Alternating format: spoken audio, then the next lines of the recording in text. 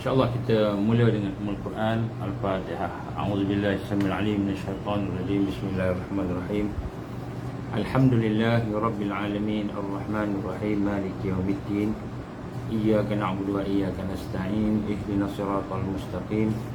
Siratal ladzina an'amta 'alaihim ghairil maghdubi 'alaihim waladdallin. Amin. A'udzubillahi samil alim minasyaitanir rajim. Bismillahirrahmanirrahim. Innal hamdalillah nahmaduhu wa nasta'inuhu wa nastahdi wa nastaghfiruh wa na'udzu billahi min shururi anfusina wa min sayyiati a'malina may yahdihillahu fala mudilla lahu wa may yudlil fala hadiya lahu. Ashhadu an la ilaha illallah wahdahu la syarika lah wa ashhadu anna Muhammadan 'abduhu wa rasuluh. Qala rabbi shrah li sadri wa yassir li amri wahlul 'uqdatam min lisani yafqahu qawli. Rabbi zidni ilman amma ba'd. Assalamualaikum warahmatullahi wabarakatuh. Alhamdulillah, pertama-tama marilah sama-sama kita bersyukur kepada Allah Subhanahu Wa Taala. Dengan izin Allah, dengan kasih sayang Allah, kita diberikan kesempatan pada pagi ini untuk sama-sama berkumpul dan sama-sama kita menghidupkan suasana ingat memperingati pada hari Jumaat yang penuh dengan barakah. Hari Jumaat yang mana hari disebut sebagai Sayyidul Ayyam, hari itu penghulu kepada hari. Dalam seminggu tu Jumaat ni special. Jadi pada hari Jumaat inilah maka kita melihat dalam seminggu ini kita memperbanyakkan amalan soleh lebih tinggi lagi. Hari lain kita buat, hari ini kita buat lebih banyak lagi lah. Kerana itu merupakan satu yang punya dengan barakah. Begitu juga kita lihat pada hari ini, kalau kita nak sedekah, sedekahnya afdal. Kalau kita nak solat sunatnya afdal. Itu juga dengan zikir, dengan sebagainya. Jadi kita sentiasa berada dalam keadaan melakukan, meningkatkan amalan. Dan antara amalan yang penting ialah kita kena sentiasa memperbanyakkan selawat kepada Rasulullah sallallahu alaihi wasallam. Mari sama-sama kita mentajdidkan dulu syahadah kita. Macam mana saya sebut malam, bagaimana sekiranya kita mentajdidkan syahadah, maka kita memperkukuhkan cahaya yang ada di dalam sir kita, di dalam lubuk hati kita. Jadi maknanya bila kita mengucap dua kalimah syahadah dengan lidah kita, dengan hati kita, sepenuh hati kita, sepenuh perasaan kita, maka insya-Allah mudah-mudahan cahaya yang diberikan oleh Allah kepada kita itu akan memancar keluar, mengatasi kegelapan dosa yang ada dalam kehidupan kita. Bismillahirrahmanirrahim. Bismillahirrahmanirrahim. Bismillahirrahmanirrahim. Ashhadu an la ilaha illallah wa ashhadu anna Muhammadar Rasulullah. Ashhadu an la ilaha illallah wa ashhadu anna Muhammadar Rasulullah. Ashhadu an la ilaha illallah wa ashhadu anna Muhammadar Rasulullah. Allahumma salli ala Sayyidina Muhammad wa ala ali Sayyidina Muhammad kama sallaita ala Sayyidina Ibrahim wa ala ali Sayyidina Ibrahim wa barik ala Sayyidina Muhammad wa ala ali Sayyidina Muhammad kama barakta ala Sayyidina Ibrahim wa ala ali Sayyidina Ibrahim fil alamin innaka Hamidum Majid. Alhamdulillah, kita bersyukur pada Allah dengan kita mengikhlaskan hati kita, merendahkan hati kita, supaya hati kita ini benar-benar duduk di bawah perasaan kita tawaduk kepada Allah, rendah diri kepada Allah, dan kemudian perasaan tadaruk, kita memerlukan Allah Subhanahu wa taala. Kerana dalam usaha kita untuk mentauhidkan Allah, mentauhidkan sifat-sifat Allah, nama Allah, perbuatan Allah, maknanya tauhid rububiyah, tauhid uluhiyah tadi, maka tadaruk ini adalah antara perkara yang penting. Kerana apabila kita mula mengenali Allah, maka mungkin pada masa itu kita dah mula merasai Allah ni maha hebat, maha besar, maha agung, maha menguasai, maha mencipta, maha memuliakan. Allah ni Tuhan, pemilik sekalian alam. Jadi itu adalah fasa pertama untuk mengenal Allah. Fasa pertama nak kenal Allah, kita tengok perbuatan Allah, kita tengok sifat Allah, kita tengok nama-nama Allah. kita hubungkan dengan dunia ini, maka kita merasai kebesaran Allah, kehebatan Allah. Itu fasa yang pertama. Fasa yang kedua ialah kita tunduk kepada Allah, tawaduk kepada Allah. Tunduk maknanya kita menyerah pada dia, menyerah pada dia, fasa kedua. Jadi bila kita dah mula kenal Allah, kita pun rasa diri kita rendah, rasa diri kita hina, rasa diri kita perlukan Allah. Yang ketiga, tadaruk, iaitu memerlukan Allah. Jadi mula-mula nak kenal, tengok sifat-sifat dia, maka kesan dia ialah hati kita rasa tawaduk, rasa rendah diri. Kalau hati kita belum lagi merasai perasaan tawaduk kepada Allah Subhanahu Wa Taala, maknanya kita belum kenal Allah lagi. Tak sampai lagi kita kenal ke Allah. Kita belum memahami sifat-sifat rububiyah dia, uluhiyah. Dan begitu juga apabila kita telah tawaduk tetapi kita tidak mempunyai sifat tadaruk, tidak mempunyai sifat memerlukan, rasa memerlukan Allah Subhanahu Wa Taala, maka kita belum sampai lagi kepada kesempurnaan, masih lagi berjalan. Maka salah satu fasa dalam mengenal Allah tadi ialah kita mula merasa memerlukan Allah. Sehingga setiap yang kita lakukan itu tidak ada satu pun pergantungan. Hati kita tidak bergantungan sesuatu pun illallah, melainkan Allah. Ini satu sifat orang yang mula mengenal Allah, berjalan kepada Allah Subhanahu Wa Taala. Dan untuk itu kita perlu memahami akan beberapa perkara yang penting yang berkenaan dengan kita dah bincang dah semalam, berkenaan dengan salah satu tanda kepada orang yang mula berjalan mengenal Allah ini. Apabila dia diberikan oleh Allah cahaya yang ada dalam hatinya itu, maka cahaya itu pun mula bersinar. Cahaya yang mula bersinar ialah cahaya Nurul Islam, cahaya Islam. Cahaya Islam. Jadi macam mana cahaya Islam itu akan bersinar? Cahaya Islam itu akan bersinar apabila kita mula membuang perkara yang menyebabkan dia mendung, menyebabkan dia terhalang, terhijab, untuk keluar dalam bentuk yang boleh memberikan hidayah dan taufik kepada kita. Itulah digambarkan dengan dosa-dosa anggota fizikal kita, dosa anggota kita, jawarih, anggota yang lahir. Jadi kita kena merasai akan satu keperluan untuk meninggalkan dosa kita. Apa saja dosa kita? Dosa mata, dosa telinga, dosa lidah kita, dosa tangan, kaki kita, dosa apa yang fizikal kita tinggalkan. Bila kita meninggalkan dosa-dosa itu, insya-Allah Nurul Islam akan memancar. Dan salah satu tanda ia memancar, maka kita akan rasa kelazatan di dalam beramal, amal yang zahir. Amalan zahir kita rasa seronok. Amalan zahir kita rasa seronok. Kita mula seronok sembahyang seronok. Mula rasa baca Quran seronok baca Quran. Bila kita mula rasa suka baca Quran tu, maknanya Nurul Islam dah mula memancar dalam kehidupan kita. Itu perjalanan kita nak mengenal Allah, perjalanan kita nak mentauhidkan Allah Subhanahu Wa Taala. Jadi bila kita dah mula rasa seronok baca Quran, kita baca seronok, maknanya kita dah berjalan dah menuju kepada mentauhidkan Allah Subhanahu Wa Taala dengan Nurul Islam memancar. Dan kemudian selepas itu kita mula berzikir padanya, berzikir padanya. Sebab itulah tuan-tuan dan puan-puan rahmat Allah, kita hendaklah sentiasa merasakan satu keperluan untuk kita sentiasa memperbanyakkan amalan soleh. Amalan soleh kena pelbagaikan, kena banyakkan. Kerana apa? Bila amalan soleh itu diperbanyakkan, maka ia juga akan menyebabkan dosa-dosa kita itu dihapuskan oleh Allah Subhanahu Wa Taala.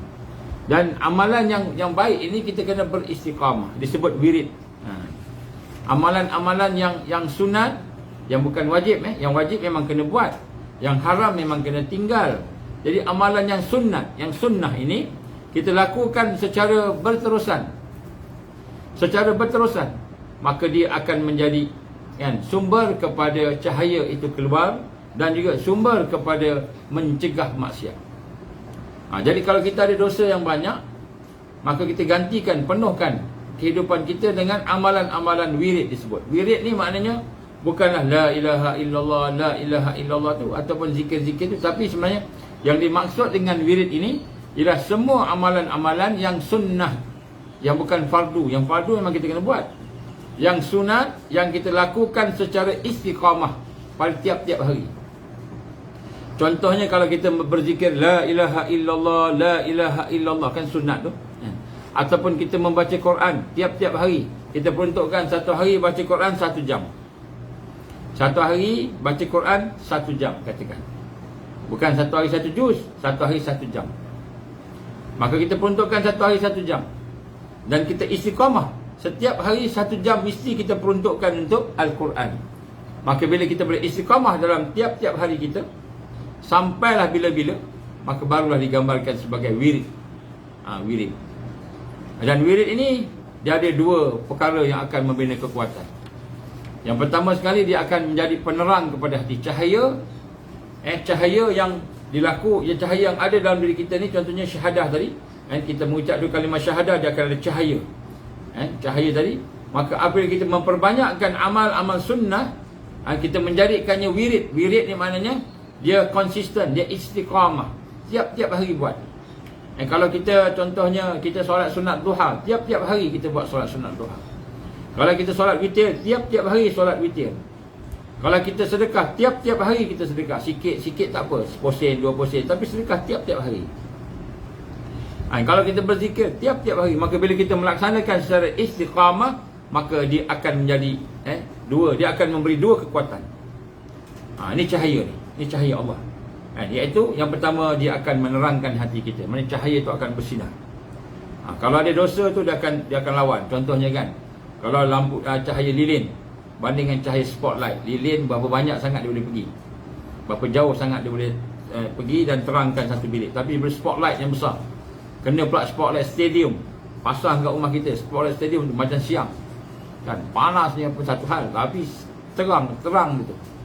Maka ibadah yang diwiridkan, ibadah sunnah yang diwiridkan, maka dia akan menjadi pertama sumber menerang hati kita, akan menerangkan hati kita. Sebab tu bukan kita buat sekali-sekali. Nabi gambarkan kepada kita ahabbul a'mal ila Allah. Ahabbul a'mal ila Allah Ta'ala adwamuha wa in qala. Kan, amal yang paling Allah sayang, ahabbal a'mal, amal yang paling Allah cinta, yang paling Allah suka adalah amalan yang dibuat secara berterusan, an adwamuha, dibuat secara berterusan walaupun sedikit, wa in qala, walaupun sedikit. Di sinilah kita lihat dalam hadis Rasulullah sallallahu alaihi wasallam yang diriwayatkan Imam Muslim ni, digambarkan bahawa sesungguhnya amalan yang sedikit tapi berterusan itulah yang Allah sayang. Kenapa Allah sayang amalan tersebut? Kerana dia menunjukkan kita ni bersungguh-sungguh. Walaupun sikit tapi sungguh-sungguh. Walaupun sikit tapi dengan penuh perancangan secara khusus.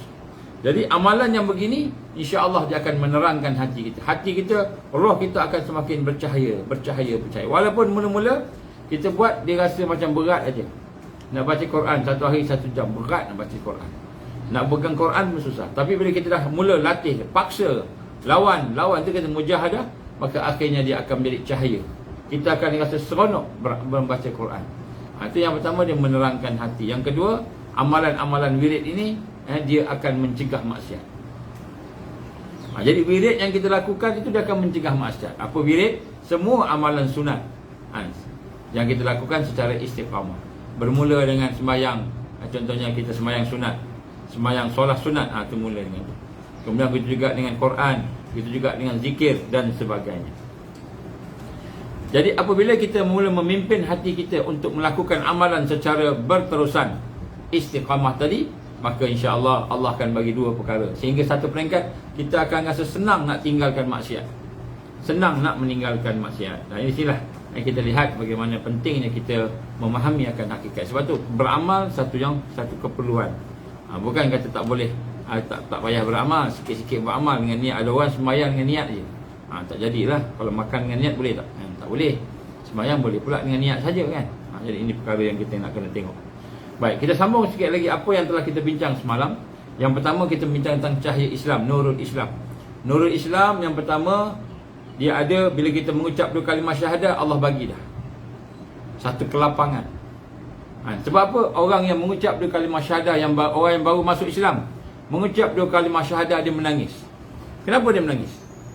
Kenapa dia rasa sedih? Sebab cahaya menerangi dalam hidupan dia. Sebelum tu dia gelap.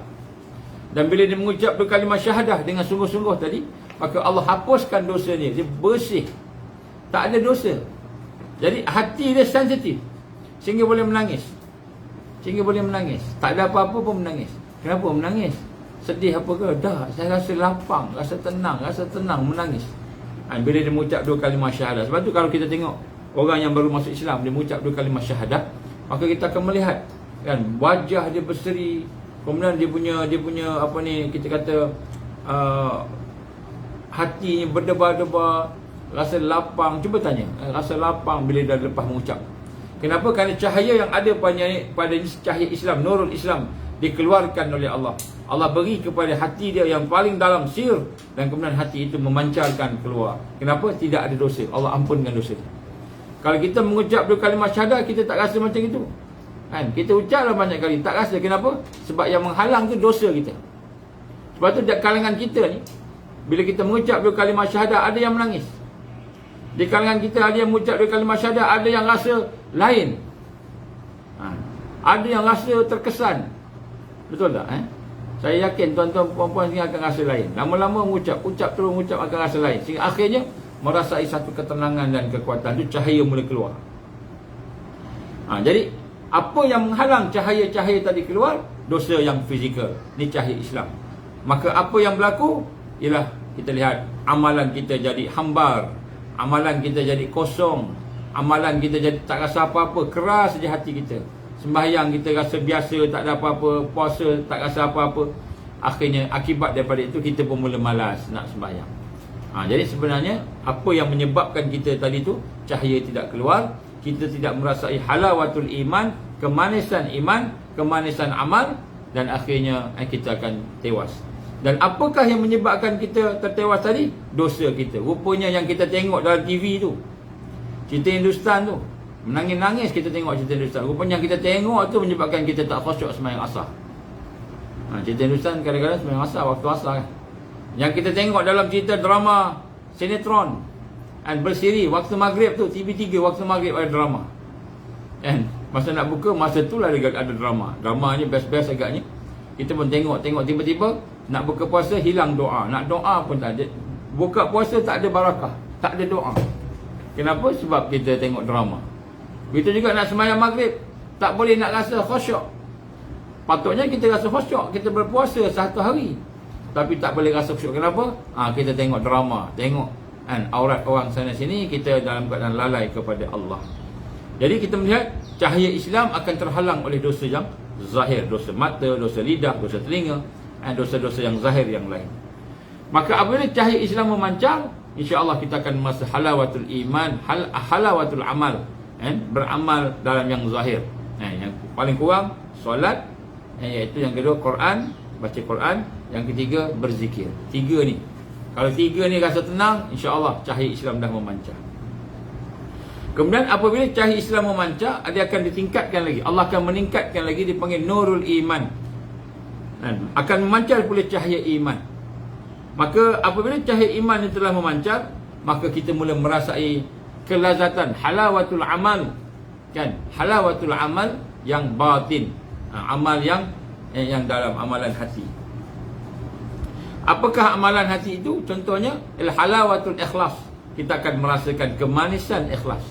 Kalau nak beramal tu bukan sekadar beramal, tapi kita rasa seronok ikhlas. Kita lebih suka menjaga ikhlas. Tak payah bising-bising lah, low profile lah, kita buat apa yang boleh saja kan. Tak payah nak orang tahu, tak payah cerita kat orang, sebagainya. Ikhlas. Jadi kita akan merasa halawatul ikhlas. Jadi hari ni kita nak ikhlas, mungkin kita ikhlas, tapi kita tak rasa lagi kemanisan ikhlas, kelazatan ikhlas. Ikhlas ni suatu yang membahagiakan, memberikan ketenangan pada kita. Kenapa? Kerana nurul iman belum memancar. Nurul iman belum memancar.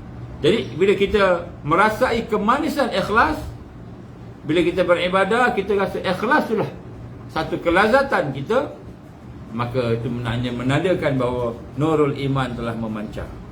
Memancar, cahaya itu memancar. Kita tak nampak, mata kita tak nampak. Yang boleh nampak ni mata hati je. Mata hati boleh nampak, biiznillah, dengan izin Allah.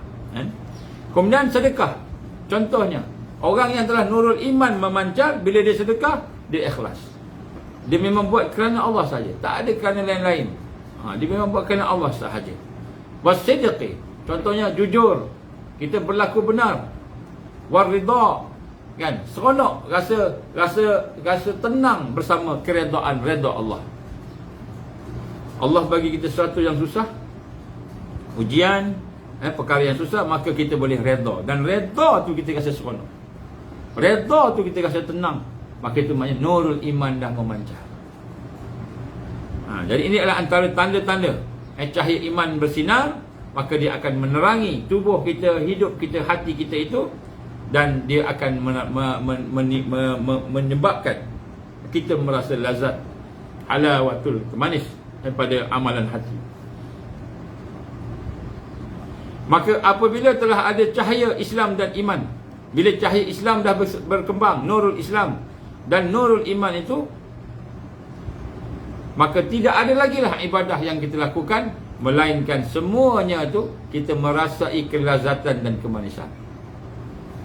Jadi bila nurul iman, nurul Islam dah bersinar, maka pada ketika itu bila kita ibadah, pasti kita merasai lazat dan merasai manis, kan? Jadi ini adalah hadiah daripada Allah Subhanahu Wa Taala. Jadi tarbiyah tu nak menuju ke situ. Jadi bukan sekadar beribadah, tapi merasa seronok beribadah. Ini yang kita nak kena tengok betul-betul dalam diri kita ni. Kita kena buat muhasabah ni. Mungkin sebahagian daripada kita dah mendengar apa yang saya tajuk ni. Saya pernah buat sebenarnya beberapa kali sebelum ni. Tapi kita nak sama-sama melihat bagaimana proses tu berlaku dalam diri kita, sehingga kita boleh mentauhidkan Allah. Kita boleh mentauhidkan Allah. Jadi apabila cahaya Islam dan cahaya iman telah bersinar, maka kita akan boleh merasai kemanisan. Tidak ada amalan kita buat, kita seronok buat baik, seronok buat amal soleh, seronok tolong orang, seronok, kan, bersedekah seronok, infak seronok. Sedekah tak kira lagi masa kaya je, tak, sedekah masa miskin pun kita sedekah, kan. Tolong orang bukan masa kita lapang je, masa sempit pun kita tolong orang. Sebab seronok, keseronokan melakukan amalan tadi.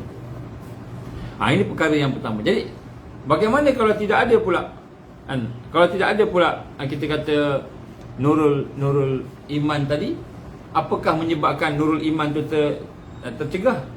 Kalau nurul Islam tercegah dengan sebab maksiat zahir, maka nurul iman tercegah dengan sebab maksiat batin, maksiat hati.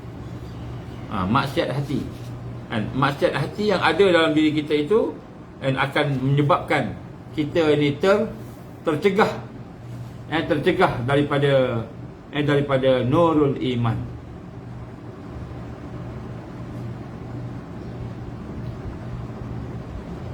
Jadi apabila kita merasai akan hakikat itu, maka barulah kita memahami pada hari ini bahawa sesungguhnya untuk mendapatkan cahaya iman itu, maka kita kena mencegah maksiat hati yang ada dalam diri kita. Apa contoh maksiat hati? Apa contoh maksiat hati? Kan, antaranya ialah hubbud dunia. Hati cinta kat dunia, hati seronok dengan dunia. Itu maksiat hati. Maksiat hati ni contohnya hubbud dunia. Hati rasa seronok dengan dunia, maka bila hati rasa seronok dengan dunia, maka dia akan menyebabkan nurul iman tak keluar. Dia tak boleh rasa lazat, rasa seronok untuk solat, tidak rasa seronok untuk Quran dan zikir, tak rasa seronok. Yang ada dia sembahyang, dia rasa tenang aja, suka je, tapi tak seronok, tak rasa lazat hati dia tadi. Jadi antara kekotoran-kekotoran yang menghalang kita, yang menghalang kita untuk benar-benar kita melaksanakan nurul iman tadi, ialah apabila kita mempunyai maksiat hati, kekotoran dalam hati kita, dan akibat daripada itu maka nurul iman tidak akan keluar. Antaranya hubbud dunia. Kita akan tengok lagi sekali, tengok dari kemudian sikit. Maka apabila nurul iman telah bersinar, maknanya setelah maksiat hati kita proses satu-satu, dengki dan hasad, kan, buruk sangka dengan Allah, buruk sangka dengan mukmin, kan, kita buat macam-macam lah perasaan maksiat hati tadi. Apabila telah kita proses pelan-pelan, maka nurul iman akan keluar. Maka setelah itu akan keluarlah disebut nurul ihsan, cahaya ihsan. Akan keluar cahaya ihsan. Anta'budallahu ka'annaka tarah. Kamu menyembah Allah seolah kamu melihat Allah. Sekiranya kamu tidak melihat Allah, maka Allah melihat kamu. Maka nurul ihsan, cahaya ihsan. Maka cahaya ihsan ini adalah merupakan yang sir, maknanya yang tersembunyi di dalam diri kita ini. Maka apakah cahaya ihsan ni? Bila cahaya ihsan ni, apakah tanda cahaya ihsan? Nurul ihsan ini tandanya ialah apabila kita melihat sesuatu, maka kita akan merasai kemanisan musyahadah kepada Allah Subhanahu wa taala. Kemanisan halawatul musyahadah ilallah. Maksudnya kita merasai kemanisan, lazat, seronok. Bila kita tengok pokok, tengok gunung, tengok kita kata binatang, manusia tengok, dan kita merasai perbuatan Allah, merasai sifat Allah, merasai kehebatan Allah tadi, nama-nama Allah tadi, maka timbul perasaan tenang, seronok. Seronok merasai ataupun mempersaksikan kehebatan Allah, keagungan Allah, sifat-sifat Allah tadi. Jadi maknanya nurul ihsan ini akan menyebabkan bila dia bersinar, hati kita rasa halawatul musyahadah ilallah. Kita akan merasai kemanisan menyaksikan Allah Subhanahu wa taala. Kita menyaksikan sifat Allah, perbuatan Allah tadi. Maka di sini kita lihat, apabila ia telah dapat menyaksikan Allah dengan mata hati dia tadi, dengan penuh ketenangan, kekuatan tadi, maka jadilah seluruh anggota dia, pendengaran dia, mata dia, dia akan merasai kemanisan bermusyahadah kepada Allah, kemanisan menyaksikan sifat Allah. Ini nurul ihsan. Ini nurul ihsan, iaitu seseorang itu untuk mencapai kepada tingkatan ini, maka hendaklah dia melepasi nurul Islam dan nurul iman. Dia melepasi nurul Islam, nurul iman ni, maka Allah akan memberikan dia nurul ihsan. Macam sekarang ni kita bercakap juga sifat Allah, kita boleh sebut nama-nama Allah, asma Allah, kan nas'aluka ya man huwallahu allazi la ilaha illahu ar-rahman ar-rahim sehingga akhir, kan kita baca, tapi kita tak rasa apa-apa. Kita tak rasa apa-apa. Sebut nama Allah tak rasa apa-apa. Sebut nama Ar-Rahman tak rasa apa-apa. Nama Ar-Rahim tak rasa apa-apa. Tadi kerana nurul ihsan belum keluar lagi, belum ada dijahirkan oleh Allah Subhanahu wa taala. Maka di sinilah kita melihat proses untuk kita mentauhidkan Allah itu. Proses untuk kita mentauhidkan Allah dalam kehidupan kita itu, maka dia bermula dengan apabila kita mula merasai manisnya amal zahir. Manisnya amal zahir. Kita solat seronok, baca Quran seronok, kita berzikir seronok, rasa tentram, rasa tenang. Maka bila kita merasai seronok dengan amalan soleh tadi, maknanya nurul Islam dah mula keluar. Maka di situlah baru kita kalau istilahnya digelar sebagai seorang murid.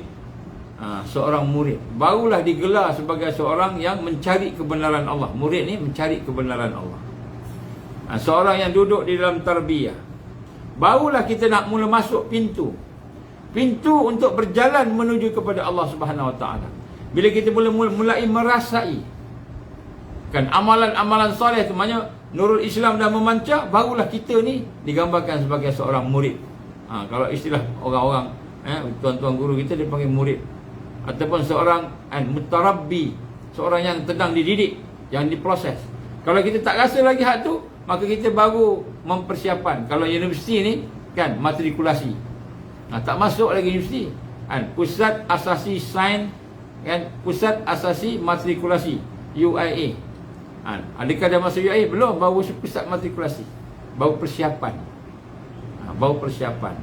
Jadi sebab tu kita nak tengok, bila kita dah mula duduk merasai kemanisan, kelazatan beramal tadi, maka barulah kita ni dah masuk dalam satu kategori bahawa kita ni seorang yang mencari kebenaran Allah, Sebab kalau kita tidak merasai kemanisan dalam beramal tadi, maka kita tak akan cari kebenaran Allah.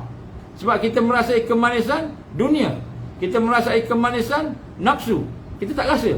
Maka kita pun macam itu, kejap ada, kejap tak ada, kejap on, kejap off, kejap dengar ceramah, kejap tak dengar ceramah, kejap semayang, kejap tak semayang. Kenapa kita belum merasai lagi kemanisan? Orang yang belum merasai kemanisan tadi, dia belum lagi mendapat masuk dalam tingkatan darjah 1. Darjah 1 ni apa? Murid. Murid ni bukannya sebarang. Murid ni maknanya adalah yang mencari kebenaran, yang mencari al-haq, mencari Allah dalam hidupnya. Jadi ini yang digambarkan oleh para ulama kita. Maka apabila halawatul zahir, apabila halawatul zahir, kemanisan dalam amal-amal yang zahir, sembahyang, Quran, zikir tadi contohnya, maka belum ada lagi halawatul yang zahir tadi, kemanisan dalam amalan zahir, maka hakikatnya kita belum lagi masuk dalam tarbiyah, belum masuk lagi dalam perjalanan menuju kepada Allah tadi. Belum, kita masih lagi orang yang baru nak kenal-kenal, baru nak kenal-kenal, belum lagi masuk perjalanan. Perjalanan untuk menuju kepada Allah ni belum lagi. Kaki kita ni baru nak melangkah masuk. Mula kita merasai kemanisan solat, mula merasai kemanisan Quran, barulah masa tu kita akan mula fokus, mula menumpukan perhatian kita ini kepada proses tarbiyah, proses untuk kita mendekati Allah salikin. Kita akan mula berjalan. Maka apabila telah sampai kepada tingkatan merasai manis ini, maka sudah tentulah seseorang tu akan mula bergerak menuju kepada Allah. Jadi hari ini kita nak kena rasa macam itulah. Kalau kita rasa susah lagi, maknanya tak apa. Bukan namanya tujuan kita cakap kat sini, nak kata aku ni tak ada apa-apa. Bukan. Tapi nak sebut kat sini, kita ni betul-betul akan serius bila kita rasa kemanisan, bila kita beramal dengan amalan zahir tadi. Jadi apabila berlaku sesuatu, setelah beberapa lama kita pun mengikuti perubahan berlaku, masa yang panjang, maka kita akan dapati semakin lama semakin tenang, semakin tenang, semakin tenteram. Ini perjalanan, ini proses. Ini maksudnya kita mula mentauhidkan Allah. Jadi ini kita tengok sejauh mana tujuan para ulama menyatakan syurut ni, salah satu syurut dia panggil. Syurut ni sifat-sifat, syarat-syarat kekuatan. Ialah supaya kita memahami kedudukan kita dan supaya kita tak rasa puas hati. Kita nak kena tingkatkan lagi. Tingkatkan lagi solat kita, tingkatkan, buat lagi amalan sunat, wirid dan sebagainya. Sebab wirid tadi, amalan sunat yang dibuat secara berterusan. Kita buat lagi. Dan kita minta ke Allah. Akhirnya dengan cara yang benar, kita akan mula merasai kemanisan ibadah zahir. Dan apabila kita mula merasai kemanisan ibadah zahir, maka peringkat yang kedua, kita akan merasai kemanisan amal batin, amal hati. Ini adalah tingkatan kedua dalam perjalanan kita. Maksudnya hati kita pun mula merasa tenang, masa seronok dengan ikhlas, seronok dengan baik sangka pada Allah, seronok dengan sayang pada Allah, rasa seronok. Hati kita rasa tenang bersama Allah Subhanahu wa taala. Apabila manusia telah memproses sehingga dia mendapat kemanisan dalam amal batinnya, maka pada waktu itu dia akan mula rasa tenteram dan tenang dengan kehidupan dia. Maka dia mula rasa nikmat ikhlas, dia rasa nikmat ikhlas, nikmat redha, nikmat bersabar, nikmat berharap kepada Allah, nikmat bergantung kepada Allah. Dia akan mula rasa nikmat. Kalau ada ancaman, takut, dia rasa nikmat untuk takut kepada kemurkaan Allah lebih daripada dia takut kepada yang makhluk tadi. Semua kemudian selepas itulah baru dia akan merasai peringkat yang ketiga dalam mentauhidkan Allah ini, iaitu dia akan merasai halawatul musyahadah. Halawatul musyahadah, barulah dia merasai kemanisan di dalam menyaksikan Allah. Kemanisan dalam menyaksikan Allah. Bila dia rasa kemanisan dalam menyaksikan Allah itu, alhamdulillah, maka ketika itulah dia telah mula masuk ke dalam tingkatan yang seterusnya. Dan setiap satu tu dia ambil masa yang panjang, perlahan-perlahan lah. Ada kalanya Islam dan iman tu serentak, kadang-kadang Allah bagi. Baik. Jadi apabila dia telah mencapai halawatul musyahadah, dia melihat sesuatu, dia dapat menyaksikan Allah, dia dapat berinteraksi dengan Allah, berkomunikasi, terhubung, terikat dengan Allah tadi, maka kotoran-kotoran yang ada dalam hatinya semaknanya telah mula dibuang seperti hubbud dunia, hubbud jah, hubbud dunia ni cintakan dunia, hubbud jah cintakan kepada pangkat dan kedudukan, hubbud riasah dia cintakan kepada kepimpinan, nak jadi ketua. Nak jadi ketua ni satu penyakit. Kalau kita rasa kita nak jadi ketua je, nak ke depan aja, nak jadi orang yang depan aja, maka itu penyakit. Penyakit sebenarnya. Kan hubbud riasah, kita cintakan kepada kepimpinan. Hubbud dunia wa hubbud jah wa hubbud riasah. Hubbud dunia cintakan dunia, cintakan pangkat, kedudukan, ketinggian, dan juga cintakan kepada kepimpinan. Ini adalah antara maksiat hati. Ini maksiat hati. Ini merupakan dosa hati yang mana kalau kita ada perkara itu, kita takkan sampai kepada halawatul musyahadah, takkan sampai kepada kemanisan menyaksikan kehebatan Allah, keagungan Allah, menyaksikan af'al, perbuatan Allah, sifat-sifat Allah Subhanahu Wa Taala. Dan apabila tidak memancar Islam, cahaya Islam tadi, maka sudah tentulah cahaya iman tidak akan memancar. Kenapa? Kerana dosa-dosa yang ada. Dosa dengan dunia tadi. Hubbud dunia, hubbud jah, wa hubbud riasah. Dan sebab itulah kita lihat hari ini, apabila ada hubbud dunia, maka kita rasa pahit nak sembahyang, pahit nak ambil sembahyang, ataupun pahit nak baca Quran. Kita rasa susah. Sebab kita sukakan kepada dunia, sukakan kepada pangkat, kepada kedudukan, dan sukakan kepada jah ataupun riasah, iaitu kepimpinan. Dan antara maksiat-maksiat hati yang lain yang ada apabila kita tidak benar-benar memproses diri kita, antaranya yang lain ialah sifat dendam, dengki, hasad tadi tu. Kemudian juga sifat berhajatkan keburukan kepada orang lain. Kita melihat orang lain, kalau boleh kita cakap biarlah dia mati, biarlah dia, hajat keburukan berlaku pada dia. Itu juga merupakan maksiat hati. Ataupun dia rasa diri dia riak, sombong pada orang lain. Ini semua adalah merupakan maksiat-maksiat hati. Ma'asi qalbi, maksiat hati ini. Jadi apabila ada yang maksiat hati, menyebabkan ibadah kita rasa berat, rasa kosong, rasa tak ada kuat. Jadi ada satu soalan timbul kat sini. Apakah boleh kita menjadi orang yang taat kepada Allah kalau kita bermaksiat? Boleh tak kita nak dapat kemanisan iman, kemanisan Islam tadi itu, halawatul iman wa halawatul iman wa halawatul Islam? Boleh tak kalau kita bermaksiat? Jadi daripada apa yang dihuraikan oleh para ulama kita, contohnya seperti Imam Al-Ghazali rahimahullah, dan juga beberapa imam yang lain, dikatakan jangankan orang yang bermaksiat, orang yang bercita-cita untuk maksiat tidak akan dapat kemanisan ibadah. Bukan kata orang maksiat, orang yang bercita-cita nak buat maksiat pun Allah dah tarik dah dia punya halawatul ibadah, halawatul amal tadi. Jadi orang yang bercita-cita untuk bermaksiat, salah satu hukumnya dia tidak akan merasai kelazatan ibadah. Dia bukan buat lagi maksiat, cita-cita, baru cita-cita, baru nak berangan-angan nak buat maksiat, pun Allah dah tarik dia punya halawatul ibadah tadi. Pernah diceritakan pada zaman sebelum ini, sebelum Rasulullah sallallahu alaihi wasallam, seorang telah berdoa kepada Allah, ya Allah.